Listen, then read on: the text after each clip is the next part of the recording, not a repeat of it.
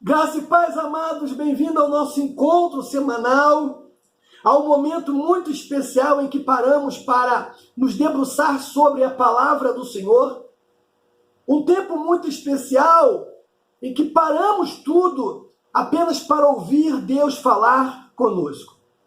O título da lição de hoje é A Nuvem de Glória. O texto bíblico está em Êxodo 40, do versículo 34 ao versículo de número 38, e Números, capítulo 9, versículo 15 e o versículo 16. Diz assim Êxodo 40, 34. Então a nuvem cobriu a tenda da congregação e a glória do Senhor encheu o tabernáculo. Moisés não podia entrar na tenda da congregação porque a nuvem repousava sobre ela e a glória do Senhor enchia o tabernáculo.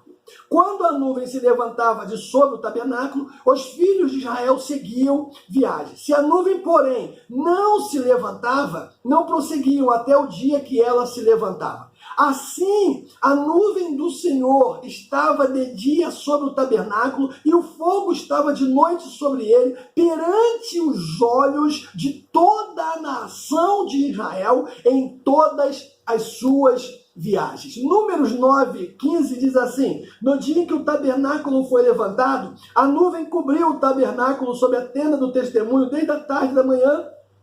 A nuvem estava sobre o tabernáculo com uma aparência de fogo. Assim era continuamente. A nuvem o cobria e de noite havia aparência de fogo, palavra do Senhor. Meu irmão, nós temos 3 objetivos nesse nosso encontro. Primeiro é apresentar a coluna de nuvem. Segundo é explicar a Shekinah que esteve presente na peregrinação de Israel. E terceiro é destacar algumas lições para os dias atuais. Pois bem, na lição passada nós vimos o Senhor Jesus Cristo como sumo sacerdote perfeito. Por intermédio dele, tivemos acesso à presença desse Deus tão maravilhoso. Na lição de hoje, irmãos, nós estudaremos a respeito da experiência de Israel com a glória de Deus. Nesse sentido, nós veremos que havia uma nuvem de glória sobre a nação que, como uma espécie de selo de propriedade, dava ao povo judeu a marca de pertença do Senhor. Hoje, graças a Deus por isso, nós temos o Espírito Santo, que uma vez foi derramado sobre toda a carne em Atos dos Apóstolos, sendo assim o selo que confirma-nos como propriedades exclusivas de Deus. Assim, meu irmão, é que nós precisamos viver uma vida que vale a pena ser vivida na presença desse Deus e desfrutando da glória do Pai Celestial. O texto de Êxodo 40 e Números 9, que nós acabamos de ler, na verdade, irmãos, registra o cuidado de Deus com Israel. Na caminhada no deserto, rumo à terra prometida, uma nuvem permanecia sobre o tabernáculo. A imagem dessa nuvem marcou a história de Israel, pois ela cobria a tenda da congregação, enchia o templo, enfim, um símbolo vivo de que Deus estava entre o seu povo. Eu quero, meu irmão, eu quero de verdade, espero que esse seja o seu desejo também. Eu quero experimentar todos os dias da maravilhosa presença desse Deus. Eu quero. Então, o primeiro tópico da lição, nós vamos falar sobre a coluna de nuvem, que na verdade é a glória divina sobre Israel. Êxodo 40, que nós lemos 34, diz: então a nuvem cobriu a tenda da congregação e a glória do Senhor encheu o tabernáculo. Queridos, a nuvem, ela aparecia durante o dia sobre o tabernáculo. Era, na verdade, a Shekinah de Deus sobre o santuário. Embora o termo não se encontre no texto original do Antigo Testamento, Shekinah é uma palavra adotada pela tradição judaica. Os sábios judeus evitavam a palavra cabote ou cabode, que significa glória, por causa da sua sacralidade. Nós vamos ver isso em 1 Samuel, capítulo 4, 21, um texto muito conhecido, que diz que a nora de Eli, né, esposa de Finéias, ela estava grávida, e chegou a notícia que a arca do Senhor havia sido levada e que o sogro e o esposo haviam morrido. Aí ela entra em trabalho de parto, ali ela falece, o filho nasce e recebe o nome de Icabode, que significa e foi-se a glória do Senhor. Assim, dessa forma, desse jeitinho, a Shekinah, segundo o sentido aramaico, descreve a manifestação visível da glória de Deus. Aí nesse ponto também, primeiro, nós vamos ver a glória da sua presença. Por quê?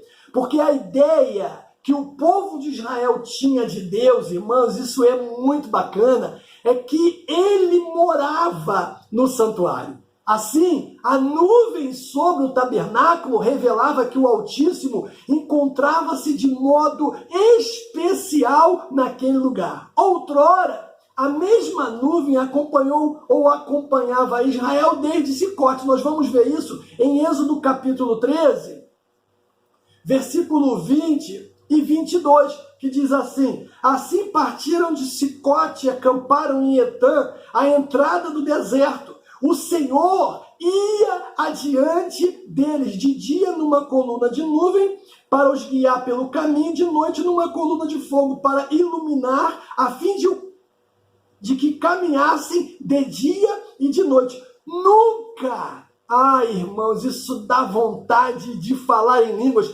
nunca, diz o texto, se apartou do povo, nunca a coluna de nuvem de dia, nem a coluna de fogo à noite. Oh, querido, agora essa nuvem, ela se encontrava onde? Em cima do tabernáculo. Essa nuvem é um sinal grandioso da presença do Todo-Poderoso ali no meio do povo que ele mesmo escolheu. O Deus de Israel era o centro do culto e da adoração do seu povo. E eu quero fazer uma pergunta a você com todo respeito, é a seguinte: e do seu coração? E do seu coração, ele é o quê? Ele é Senhor? Ele é Senhor? Outro ponto dentro desse primeiro tópico é definir essa expressão glória, tanto no hebraico como no aramaico. A palavra glória, meu irmão, é uma das mais ricas e diversas no contexto linguístico do Antigo Testamento. São encontrados pelo menos 8 termos para designá-la, tanto no aramaico como no hebraico. Você dá uma olhadinha no Salmo 113, versículo 3, Daniel 2:37 e 1 Crônicas 29:11. Quando se refere a Deus, a palavra glória designa o esplendor e a majestade do Todo-Poderoso entre o seu povo. A grande lição, meu irmão, a ser aprendida aqui, é que a aprovação divina quanto ao nosso ministério é necessário e imprescindível. No estudo da nuvem da glória, nós percebemos claramente que Deus deseja operar no meio do seu povo. Meu irmão, minha irmã, Ele ainda confirma e promove a sua obra. Então, fica claro para nós aí nesse primeiro tópico que a nuvem da glória, além de cobrir toda a congregação, era símbolo da presença divina no meio do povo de Israel. É claro que há muitas pessoas, que fazem confusão com o termo Shekinah. Umas usam sem noção de o porquê o termo ganhou tanta popularidade e outros têm uma visão mais radical de que o termo não deveria ser usado porque não existe na Bíblia Sagrada. Eu tenho sempre dito, irmãos, que há termos na cultura judaica que, por causa da sua sacralidade ou perda dos fonemas hebraicos foram reformulados. Por exemplo, o verdadeiro nome de Deus é expresso por Adonai, pelo termo aportuguesado Jeová e outros. No Novo Testamento, a expressão Santíssima Trindade também não aparece, mas ela é retratada com perfeição, o que os textos apostólicos ensinam sobre essa maravilhosa doutrina. Portanto, meu irmão, minha irmã, não há o porquê proibir o uso do termo Shekinah. Bem porque essa Shekinah aí esteve presente nas peregrinações de Israel. É o nosso segundo ponto da lição. E aí nós vamos ver que a glória, irmãos, era permanente, irmão, permanente. Havia uma promessa de Deus para a descendência de Abraão. E que promessa era essa? Que eles iriam tomar posse da terra da promessa, da terra de Canaã. Para cumprir esse objetivo, a presença de Deus permaneceu com Israel desde a saída do Egito até a entrada na terra da promessa. Foi o texto que nós lemos, Êxodo 13, 20 e 22. Então, sabe o que eu tiro para a minha vida? Que assim como existia uma promessa sobre Israel e ela se cumpriu, né, desde Sucote até a terra prometida, Deus estava com ele, assim é comigo e contigo. Até, irmãos, a cidade de Jerusalém, a terra prometida por Deus, a igreja de hoje, ele também estará conosco todos os dias. E o bacana é ver que Deus cumpriu a sua promessa. Deus guiou o povo pelo Mar Vermelho, derrotou o faraó e seus cavaleiros. E num detalhe bacana, ali a nuvem do Senhor trouxe trevas e embaraço aos perseguidores egípcios. A nuvem conduzia Israel nas suas peregrinações, conforme o próprio apóstolo Paulo ele menciona em uma das suas cartas. A primeira carta de Paulo aos Coríntios, capítulo 10, versículo 1 e 2, ele diz assim: ora, irmãos, não quero que ignores que os nossos pais estiveram debaixo da nuvem, e todos passaram pelo mar e foram batizados em Moisés, na nuvem e no mar. Outro ponto bacana também é que a nuvem de Deus estava nos montes e nos desertos. Claro, se a nuvem estava constantemente sobre Israel, aonde Israel estava, a nuvem estava, a presença de Deus estava, a Shekinah de Deus estava. Então, se eles estavam no monte, Deus estava com eles. E se eles estavam nos vales, nos desertos, Deus também estava com eles. Moisés, irmãos, ele subiu ao Monte Sinai, e a Bíblia diz que ele entrou no meio da nuvem e ali ficou por 40 dias e 40 noites, 24, né? Êxodo 24, 15 e 18 diz: 24.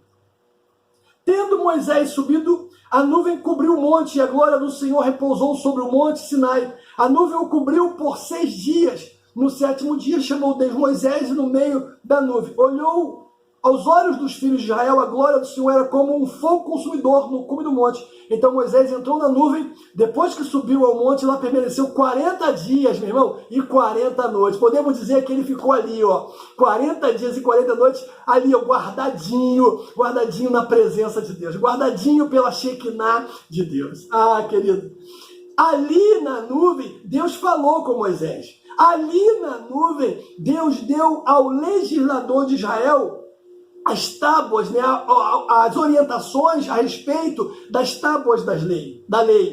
Ali, Deus revelou quanto à construção também do tabernáculo. Você vê isso no texto de Êxodo 24, do 15 ao 18 também. Então, veja só, enquanto o povo marchava para avançar pelo deserto, a nuvem se movia junto, meu irmão.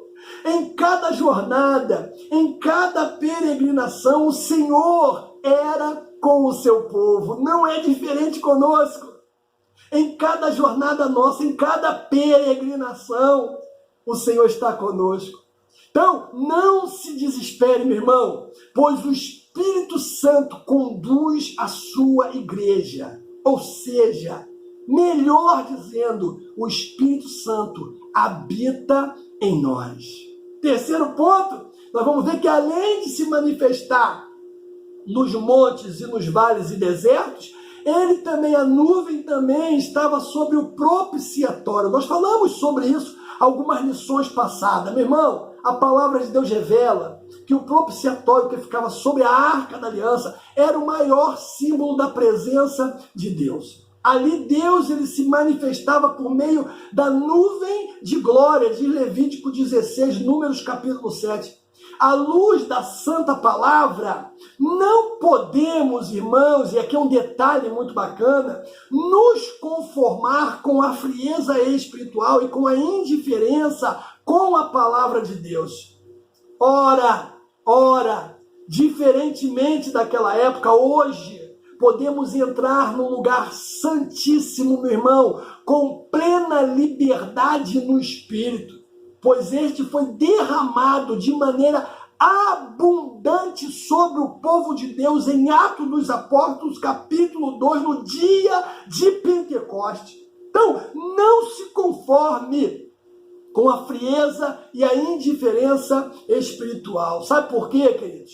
Porque frieza e indiferença espiritual é o mesmo de perder, a paixão pelo Evangelho. É perder o primeiro amor.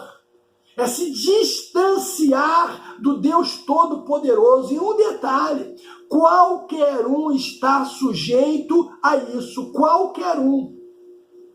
A frieza espiritual, na verdade, sem dúvida, irmãos, a coisa mais terrível que pode acontecer na vida de um cristão. Sabe por quê? Porque ele perde a vontade de orar. Ele perde a vontade de ler a Bíblia. Ele perde a vontade de jejuar. Ele perde a vontade de estar em comunhão com os irmãos na congregação. As coisas mundanas começam a entrar na sua vida, na vida dele, de maneira sorrateira. Ele já começa a ver o pecado como algo natural, sem a possibilidade de arrependimento. Então, diante disso, e talvez eu estou falando para alguém que está vivendo um momento de frieza espiritual, eu tenho um recado de Deus para você. Eu tenho a direção de Deus para você. O que você precisa fazer? A primeira coisa é, na verdade, convergir para a direção oposta. É voltar ao primeiro amor. É se levantar da cinza e do pó e olhar para o autor e consumador da nossa fé. Agora, é um trabalho árduo. Eu preciso deixar isso claro. Exige dedicação, disciplina, esforço, tudo isso acompanhado com o Espírito Santo. Por isso, meu irmão, vou repetir aqui, não se conforme com a frieza e a indiferença espiritual. Ah, meu irmão, agora veja só que coisa bacana, porque a aproximação de Israel ao Senhor, o grande rei, é claramente multissensorial. O povo via a glória no fogo e na nuvem. O povo ouvia Deus no trovão e no terremoto. O povo cheirava algo da doçura divina na fragrância dos perfumes. O Deus, fora da percepção sensorial, se revelava metaforicamente de modo, meu irmão, que os seres humanos sensíveis pudessem entender. Se você lê Êxodo 31, meu irmão, que texto bacana Êxodo 31. Do 7 ao 11, na verdade, 31 do versículo 1 ao versículo de número 11. Diz assim, disse mais o Senhor a Moisés: vê, eu chamei por nome Bezalel, filho de Uri, filho de Ur, da tribo de Judá, enchi do Espírito Santo de habilidade, de inteligência e de conhecimento em todo o artifício, para inventar obras artísticas e trabalhar em ouro, prata e bronze, em levantamento de pedras de engaste, em talhadeira de madeira, enfim, para trabalhar em todo tipo de obra artesanal. Além disso, eu lhe designei por companheiro a Oliabe, filho de Asmazeque, da tribo de Dan. Também dei habilidade a todos os artifícios para que façam tudo que tenham ordenado, a saber, a tenda da congregação, a arca do testemunho, o propiciatório que estará sobre ela e todos os utensílios. Aí no 11 ele diz: e o óleo da unção e o incenso aromático para o santuário, eles farão tudo conforme tenho ordenado. Meu irmão, aqui você vê de maneira muito clara, ou o escritor resume a aproximação do povo ao Santo dos Santos, ao Deus Todo-Poderoso. Há uma lista de todo o aparato físico necessário para essa aproximação. O tabernáculo com as mobílias e equipamentos, a escolha divina dos trabalhadores qualificados por terem sido selecionados pelo Senhor e capacitados pelo Espírito de Deus. Então fica claro para nós. Deus, irmãos, não é inerte, Deus não é estático, Ele é o ser que gera vida e vida em abundância, como diz João 10:10. Então, não perca a glória de Deus, não perca a intimidade, meu irmão, com a sua presença. No próximo ponto, nós vamos ver algumas lições para os dias atuais. Não dá para falar sobre um assunto como esse, tão rico, sem contextualizá-los. Não dá. Então, a nuvem, primeira coisa que nós vamos ver, que a nuvem sobre o tabernáculo não era comum. Deus usa coisas visíveis para ensinar verdades espirituais. Aquela nuvem era especial, pois não obedecia às leis da natureza criada por Ele próprio. Tinha características de uma nuvem comum, mas não era comum. Não era. Ele usou a imagem de elementos físicos para manifestar a sua glória. Meu querido, Deus está falando com a gente. Nós não podemos perder a sensibilidade espiritual. Perceba como Deus pode falar e quer falar com você agora. Ele vai usar, meu irmão, e aí que tá, por isso que nós perdemos muitas vezes, de ouvir uma orientação de Deus, de ouvir a voz de Deus, porque na maioria das vezes ele vai se manifestar ou vai usar coisas comuns para manifestar a sua glória. Esteja atento às coisas comuns. Segundo, a nuvem ela permaneceu sobre o tabernáculo. O texto que nós lemos falou isso.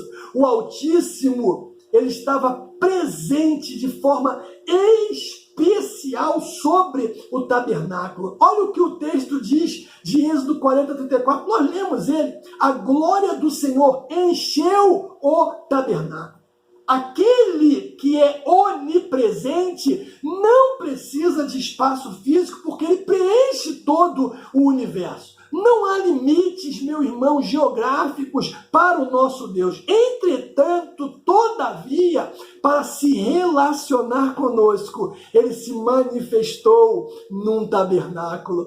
Ele se revela à igreja local. Ele se mostra na casa, na minha casa e na sua casa. E por intermédio do seu Espírito Santo, ainda Xarabaxergues habita em nós. Que coisa maravilhosa. Irmão, outro ponto aí, outra lição, é que a nuvem não é estática. Deus não é inerte, graças a Deus.